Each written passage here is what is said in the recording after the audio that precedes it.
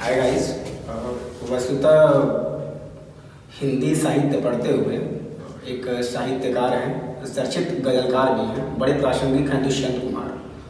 और जो हमारी टॉपिक है कोरोना एक वैश्विक महामारी, उनके लिए एक पंक्ति की आवश्यकता आन पड़ी है जो आपके सामने प्रस्तुत है। दुष्यंत कुमार साय में जो उनका एक गजल संग्रह 1975 में प्रकाशित हुआ था। काफ़ी कॉम्पिटिशन एग्जामों में पूछता है, खासकर नेट के एग्जाम में। वस्तुतः यह विषयांतर वाला टॉपिक है, लेकिन शुरुआत तो यहीं से होनी चाहिए। दुष्यंत कुमार कहते हैं कि आगे बाढ़ की संभावनाएं हैं और नदियों के किनारे घर बने हैं। कोरोना बिल्कुल वैसा ही है। बात 1855 की। 1855 का वह दौर जब भारत ब्रिटिश सत्ता के अधीन था। ब्रिटिश सत्ता भारतीयों की एक न सुनती थी। आए दिन तमाम प्रकार के अत्याचार होते रहते थे। 1855 के ही दौरान कलकत्ता, उसके आसपास के क्षेत्रों में एक महामारी फैली। उस महामारी से पूरा भारत त्रस्त था। और ठीक 2 साल बाद 1857 की क्रांति हुई। और 2 साल बाद जब 1857 की क्रांति हुई, उसकी विभीषिका भारत झेल ही रहा था, तो ब्रिटिश महारानी आती है और उनको भारत की समाधि की संज्ञा दी जाती है। और एक बड़ा ही प्रचलित मुहावरा विद्यमान है साहित्य जगत में और वैचारिक स्तर पर भी कहा जाता है कि एक तरफ रोम जल रहा था और नीरो बंसी बजा रहा था। वही हम कोरोना के परिदृश्य में भी परिलक्षित होता है। पूरे विश्व त्रस्त हैं। वस्तुतः त्रस्त होने के पीछे तमाम प्रकार के कारण निहित हैं। किसी के पास न इसका वैक्सीन बना हुआ है और न ही इसके उचित उपचार इसके संभव। वस्तुतः इस टॉपिक के अंतर्गत हम आपको कई व्याख्यान माला प्रस्तुत करेंगे, मतलब कई सीरीज होंगे और प्रत्येक सीरीज से आपके एग्जामिनेशनों में नंबर आने की संभावना है। वैसे मान के चलिए कि आज से 1 साल बाद 1 साल तक जितने भी आपके एग्जाम होंगे उनसे 1 या 2 question competition exam one day level में पूछने आपके संभावित है। क्यों संभाव्यता का है, किस तरह कोई गारंटी श्योर नहीं कि इनसे पूछेंगे, लेकिन एक संभाव्यता लगाई जा रही है कि नहीं इन चीज़ों से आपके पूछ सकते हैं। ठीक, तो आइए प्रारंभ करते हैं। कोरोना एक वैश्विक महामारी। वैसे वायरस जनित रोगों की अगर सूची देखेंगे तो उन सूची से आपके कई रोग निकल के सामने आएंगे।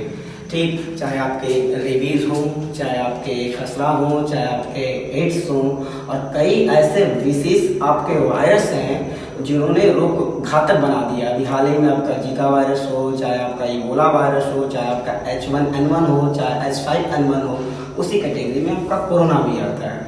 वैसे जो आपके अंतर्राष्ट्रीय स्तर की संस्था है वर्ल्ड हेल्थ ऑर्गेनाइजेशन, जिसका सेटअप 7 अप्रैल 1948 को है, इस कोरोना को उसने वैश्विक महामारी घोषित किया है, जिसकी तिथि है 30 जनवरी 2020। वैसे मामला कुछ इस प्रकार का है। चीन के हुबेई प्रांत की राजधानी वुहान शहर में इसका पहला मामला कोरोना का दिसंबर 2020 में देखा गया था। चीन ने तुरंत संज्ञान लिया।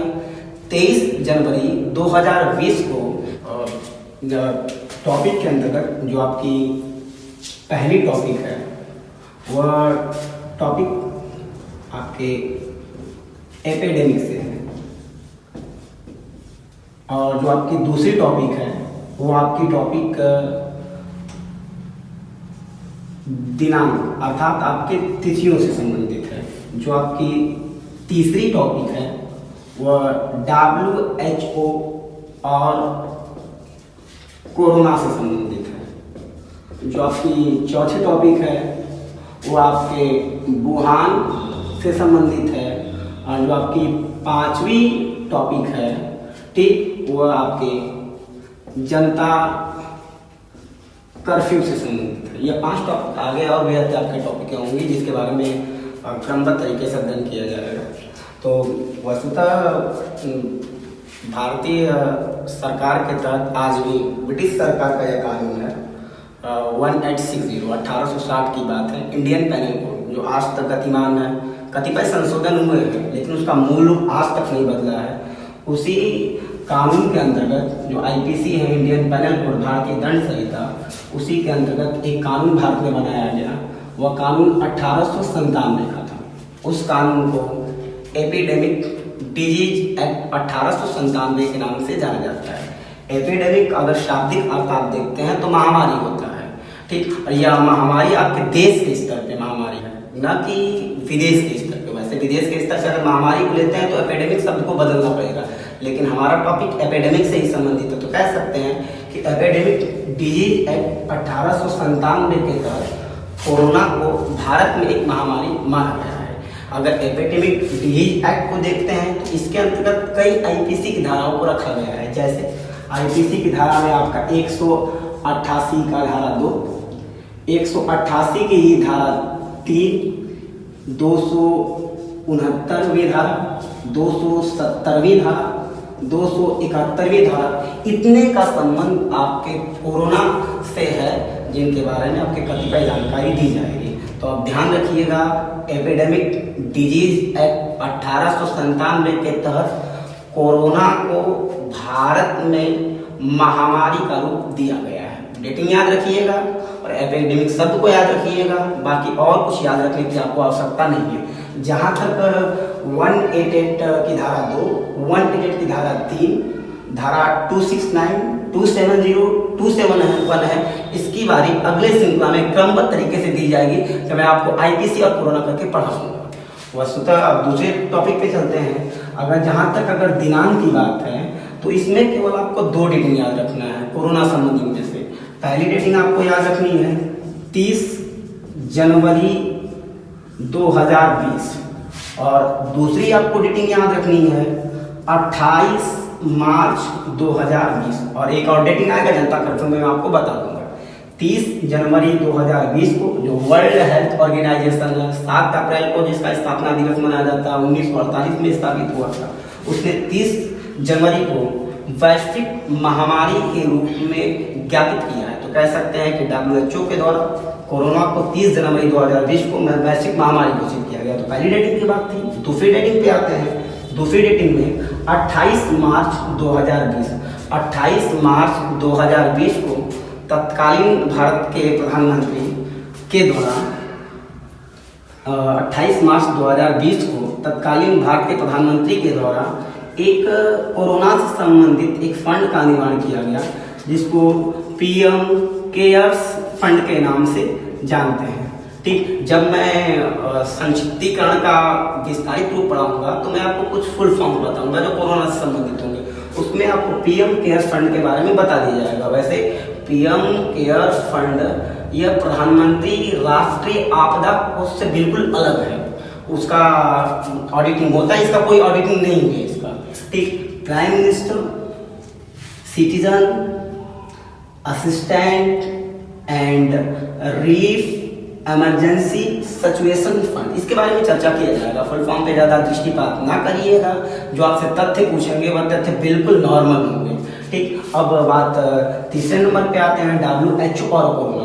वैसे 7 अप्रैल 1948 द्वितीय विश्व युद्ध के बाद, द्वितीय विश्व युद्ध का समय आपको पता होगा कि 1939 से 1945 का, द्वितीय विश्व युद्ध के बाद जब UNO का निर्माण हुआ, यूनाइटेड नेशन ऑफ ऑर्गेनाइजेशन, 193 देश जिसके अंतर्गत कार्यरत हैं, पहले 51 देश हुआ करते थे, उन्होंने एक सराहनीय पहल की स्वास्थ्य के कदम में और 7 अप्रैल 1948 को आपका WHO का निर्माण हुआ। उसी WHO के द्वारा कोरोना को ठीक NCOV 2019 नाम दिया गया। इसका यह आधिकारिक नाम है।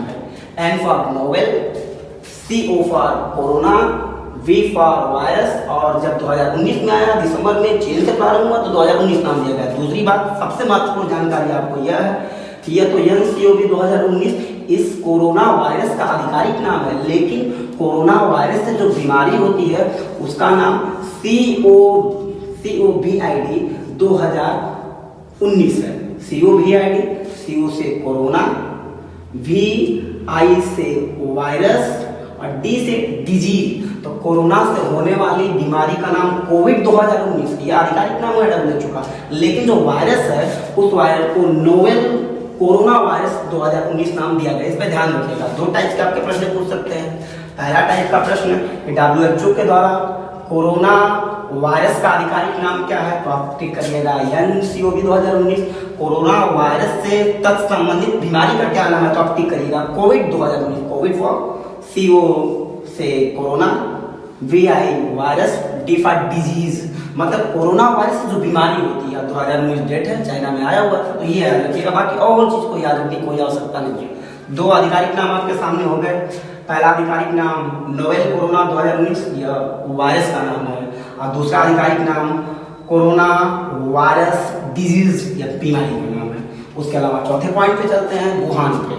वैसे हमारे पड़ोसी देशों में समीपस्थ चाइना का में कई प्रांत हैं, उन्हीं प्रांतों में जो हुबेई प्रांत है, मध्य चाइना में पड़ता है, उसकी राजधानी वुहान काफ़ी चर्चे में पहले से रहती है। 1 करोड़ से अधिक जनसंख्या वाला शहर है। वैसे अगर डाटा आप चेक करेंगे तो पुराना डाटा होगा विकिपीडिया पे तो 51 लाख दिखाएगा, वैसे डाटा 1 करोड़ 21 लाख का है। ठीक, यहाँ पर एक सी फूड मार्केट है। सी फूड मार्केट वैसे मछलियों का मार्केट है, जंतु जानवरों का मार्केट है, मतलब पशुओं का क्रय बिक्री का एक बड़ा मार्केट माना जाता है आपके मध्य चाइना में। उसी सी फूड मार्केट से यह देखा गया कि कुछ जो क्रेता और विक्रेता थे उनमें निमोनिया जैसे लक्षण उत्पन्न हुए, उनके फेफड़ों में प्रॉब्लम होने लगा, रेस्पिरेटरी सिस्टम जो है बढ़िया तरीके से काम नहीं करता था। चाइना ने इसको हल्के से ही लिया और ये सोचा कि नहीं इतनी बड़ी आपदा नहीं हो सकती है, लेकिन मामला संज्ञान में बढ़ता चला गया और अंततः चाइना ने पहला एक्शन 23 जनवरी 2020 को लिया, जिसके चलते 30 जनवरी 2020 को WHO ने ठीक जो वुहान से कोरोना आपका प्रारंभ हुआ था उसको वैश्विक महामारी के रूप में घोषित किया। तो आप कह सकते हैं कि पहला मामला चाइना के वुहान से ही प्रारंभ हुआ, जो हुबेई प्रांत की राजधानी है हुबेई, इसको याद रखिएगा, हुबेई मध्य आपके चाइना में पड़ता है। तो पहला मामला दिसंबर 2019 का है, इसलिए कोरोना से होने वाली बीमारी को कोविड 2019 नाम दिया जाता है। आप पांचवें टॉपिक पे चलते हैं। वैसे भारत के परिप्रेक्ष्य में कोरोना की एंट्री थोड़ी बाद में हुई, ठीक, लेकिन बढ़ते हुए केसों से नहीं कहा जा सकता है कि भारत इसके जद में नहीं है। लगातार मामले बढ़ते चले जा रहे हैं। जो शहर की अर्थव्यवस्था थोड़ी प्रगाढ़ है, जो शहर थोड़ा ज़्यादा डेवलप है, कोरोना का मार वहाँ ज़्यादा है। जो लोग शिक्षित हैं, कोरोना का मार वहाँ ज़्यादा है। ठीक, जनजातीय क्षेत्रों में कोरोना का असर नहीं देखा जा सकता है। और भारत में जब कोरोना का पहला मामला आया, वह पहला मामला केरल का था, जबकि वुहान यूनिवर्सिटी में पढ़ने वाला लड़का केरल का जब लौटता है तो अपने साथ कोरोना को लेकर भी आता है और वहाँ से धीरे धीरे कोरोना का असर प्रारंभ हो जाता है। और अंत में आपके 22 मार्च 2020 को यशस्वी प्रधानमंत्री के द्वारा एक जनता कर्फ्यू का आह्वान किया गया। जनता ने भरपूर साथ दिया। तो आप जनता कर्फ्यू के लिए केवल डेट याद रखिएगा, उसके अलावा आपको कुछ नहीं याद करना है। और जनता कर्फ्यू के लिए डेट है 22 मार्च 2020, बाकी कुछ नहीं। एक अलग प्रकार का कर्फ्यू, एक सृजनात्मकता कर सकते हैं प्रधानमंत्री की, 22 मार्च 2020। तो ये आपके 5 टॉपिक थे। 5 टॉपिक में पुनः सुन लीजिए। एपिडेमिक डिजीज एक्ट 1897, जिसके अंतर्गत कोरोना को महामारी का रूप दिया गया है भारत में। दूसरी बात, दिनांक में केवल 2 दिनांक आपको याद करने हैं। 30 जनवरी 2020, जिसके अंतर्गत WHO ने कोरोना को अंतर्राष्ट्रीय महामारी घोषित किया है। 28 मार्च 2020, जिसके अंतर्गत प्रधानमंत्री के द्वारा prime minister citizen assistant and relief emergency situation fund घोषित किया गया है। आप जो तीसरी टॉपिक है वर्ल्ड हेल्थ ऑर्गेनाइजेशन और कोरोना, इसमें आपको कुछ नहीं याद करना है। वर्ल्ड हेल्थ ऑर्गेनाइजेशन का पूरा नाम याद कर लीजिए, स्थापना दिवस याद कर लीजिए, और उसमें आप कोरोना से 2 आधिकारिक शब्दावली याद करेंगे। एक नोवेल कोरोना 2019, इसका आधिकारिक वायरस का नाम और बीमारी का नाम कोरोना वायरस डिजीज 2019। उसके अंतर्गत वुहान हुबेई प्रांत की राजधानी है, यही पहला मामला मिला 2019 में दिसंबर में, याद कर लीजिएगा। और जनता कर्फ्यू 22 मार्च 2020। वस्तुतः वायरोलॉजी के अंतर्गत अर्थात विषाणु विज्ञान के अंतर्गत यह देखा गया है कि जो आपके जितने भी वायरस जनित रोग हैं उसके उपचार के लिए 2 विधियां लाई जाती हैं। पहली विधि सामान्य दवाओं के द्वारा जो ज़्यादा कारगर नहीं है, और दूसरी विधि एंटीवायरल, जिसको आप विषाणु रोधी टीका कह सकते हैं, जिसको वैक्सीन कहा जाता है सामान्य के तौर पे। और उसी के परिप्रेक्ष्य में एक दवाई भारत में काफ़ी कारगर, अभी अमेरिका ने ठीक भारत से आयातित रूप में HCQ की मांग की, यह शब्द परिचर्चा के रूप में, जिसको आप हाइड्रोक्सी क्लोरोक्विन के नाम से जानते हैं, हाइड्रोक्सी क्लोरोक्विन। ठीक, वस्तुतः यह मलेरिया की दवा है। ऐसा माना जाता है कि जिस देश में या भौगोलिक परिस्थिति के अनुसार जिनका इम्यूनो सिस्टम प्रतिरक्षा तंत्र बढ़िया है, वह अगर वैक्सीन भी ना मिले तो उसका उस रोग का बचाव या इलाज कर सकते हैं। खासकर जैसे यूरोपियन देशों में एक अध्ययन के दौरान यह देखा गया है कि उनका प्रतिरक्षा तंत्र भारतीय या एशिया देशों के मुकाबले काफ़ी खराब माना जाता है। और यही कारण है कि कोरोना वायरस की जो महामारी है वो वैश्विक परिदृश्य में यूरोपियन कंट्रीज में ज़्यादा, अफ्रीकन और एशियाई कंट्रीज में कम है। इसी के परिचर्चा के रूप में 6वां टॉपिक आपका HCQ है। तो HCQ का आपको पूरा नाम देखना होगा। इसको आप कह सकते हैं हाइड्रोक्सी क्लोरोक्विन। यह मलेरिया की दवा है। यह प्रतिरक्षा तंत्र को मजबूत करेगी। ऐसा नहीं है कि HCQ का मैंने नाम ले लिया तो यह बेहतर उपाय के लिए काम आएगी, या वैक्सीन के तौर नहीं, एक सामान्य दवा है जो मलेरिया के लिए जाती है। और सबसे बड़ी बात तो यह है कि जो हाइड्रोक्सी क्लोरोक्विन है, भारत ने इसका निर्यात बंद कर दिया है।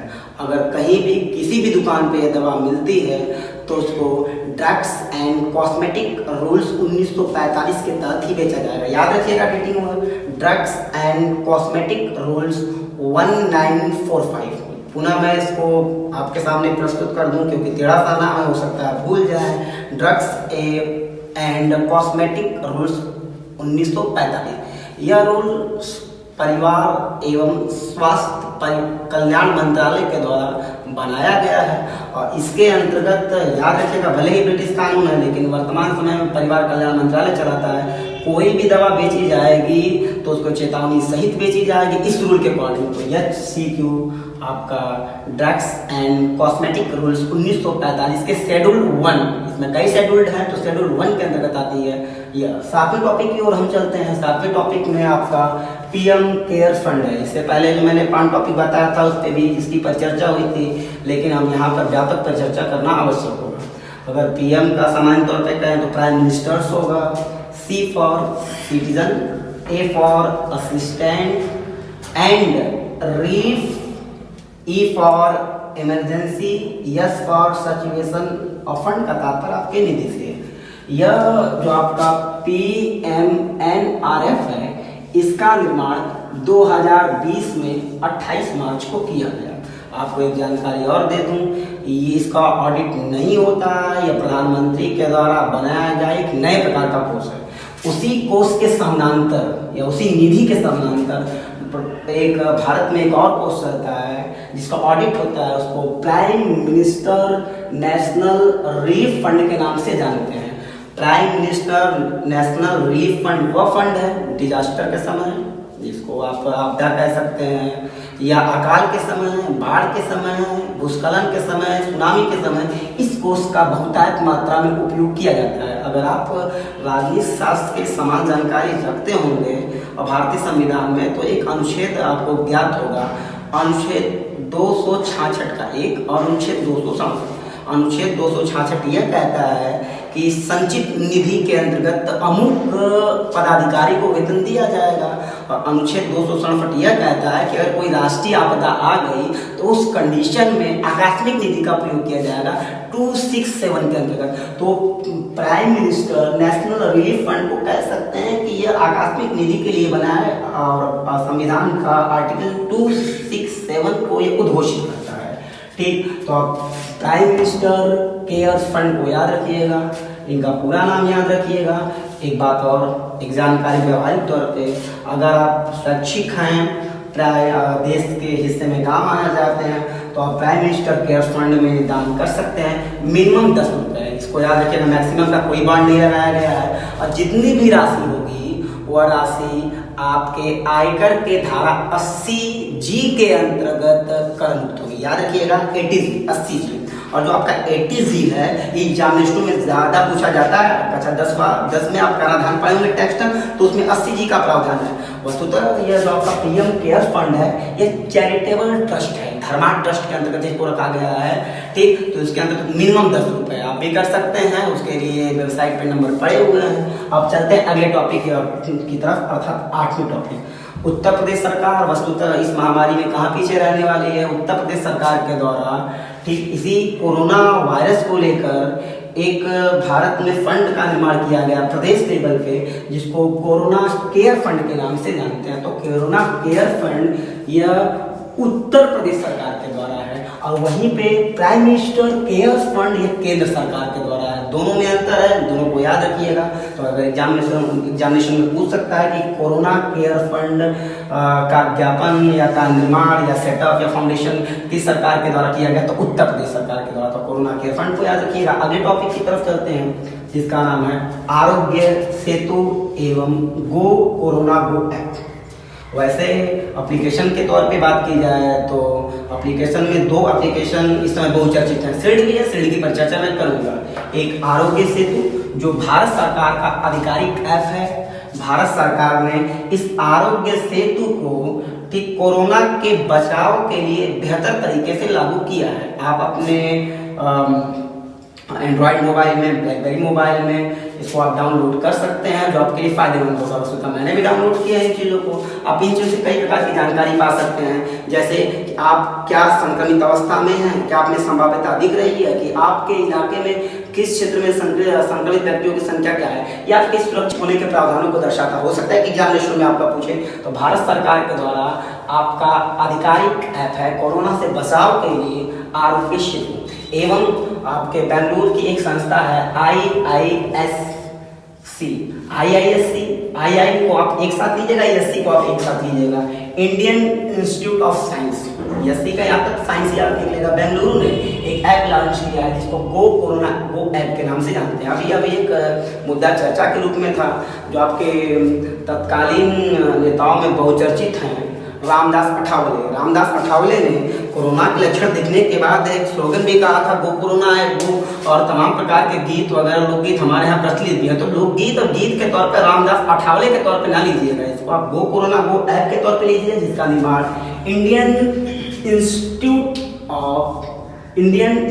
ऑफ साइंस बेंगलुरु ने किया है। तो बेंगलुरु शब्द भी जोड़ लीजिएगा ना कि बेंगलुरु के चक्कर में आप चीज़ों को गायब कर रहे हैं। तो Indian institute of science Bengaluru के द्वारा गो कोरोना गो ऐप का निर्माण किया गया है।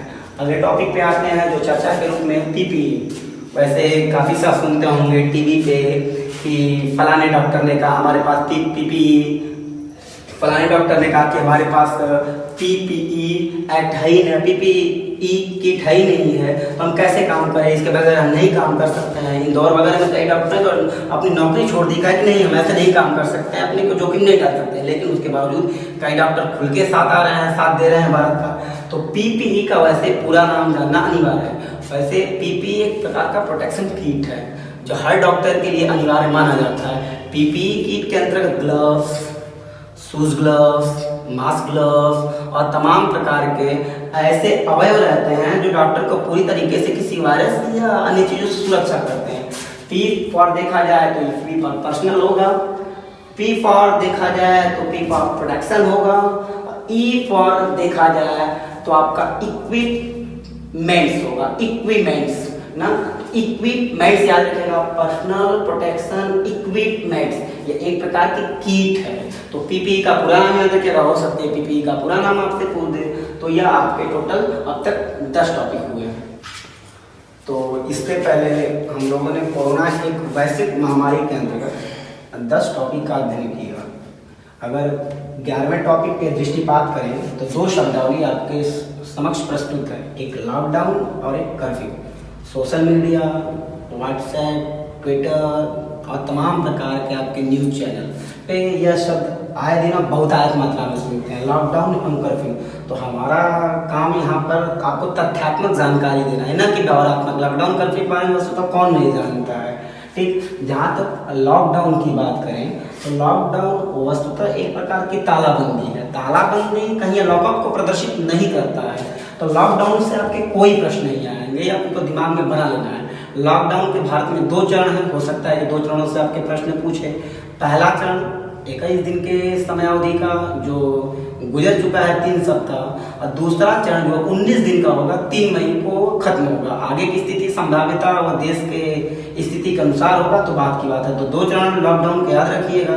लॉकडाउन वस्तुतः वैज्ञानिक दृष्टिकोण से है, ठीक। उसके अलावा दूसरा शब्द आपका कर्फ्यू, आए दिन आपके कॉम्पिटेटिव एग्जामों में कर्फ्यू के बारे में पूछता है। और इंडियन पेनल कोड मतलब भारतीय दंड संहिता की धारा 144 आपके कर्फ्यू से ही संबंधित है।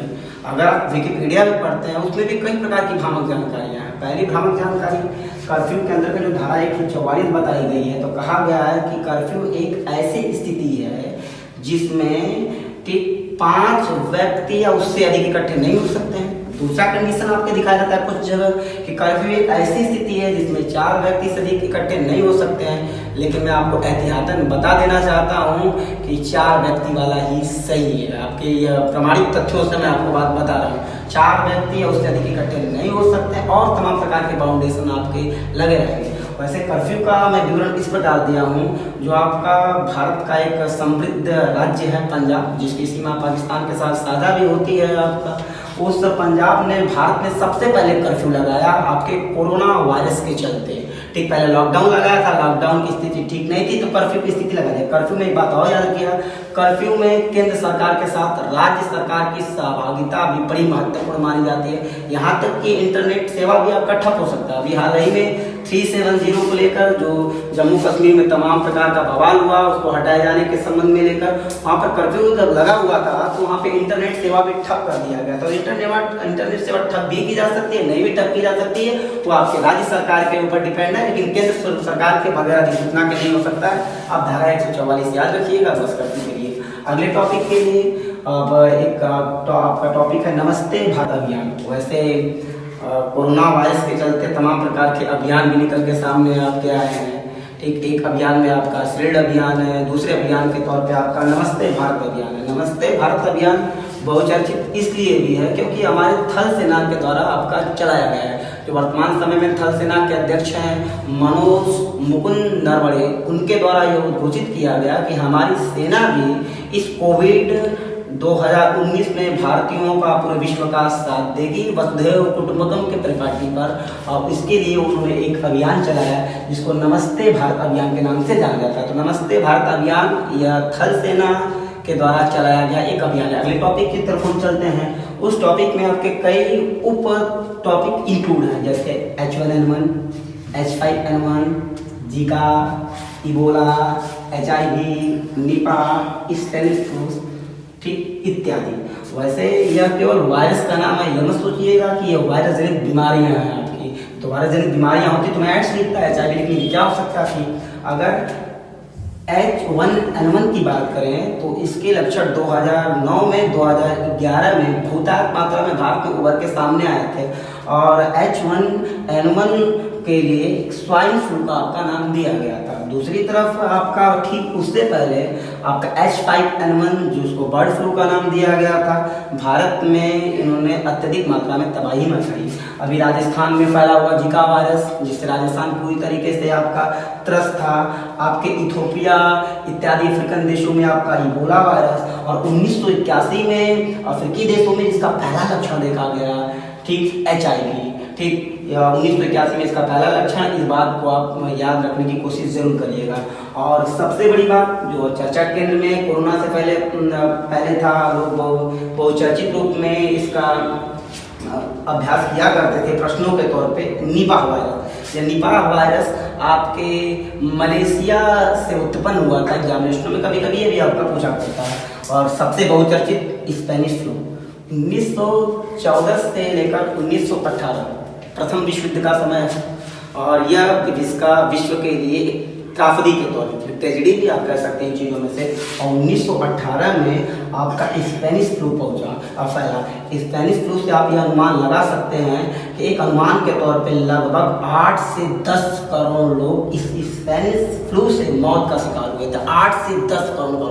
तो इस मायने से आप मान सकते हैं कि कोरोना उतना घातक नहीं है जितना घातक स्पेनिश फ्लू, प्लेग, हैजा आपके रह चुके हैं, उतने घातक। 8 से 10 करोड़ के लोग स्पेनिश फ्लू से शिकार होते हैं। स्पेन से आपका निकला होता है, इसलिए इसको स्पेनिश फ्लू का नाम दिया गया था। 1918 डेटिंग जरूर याद रखिएगा, कई चीज़ों में इसकी डेटिंग भी आपका पूछा हुआ मैंने देखा हुआ है।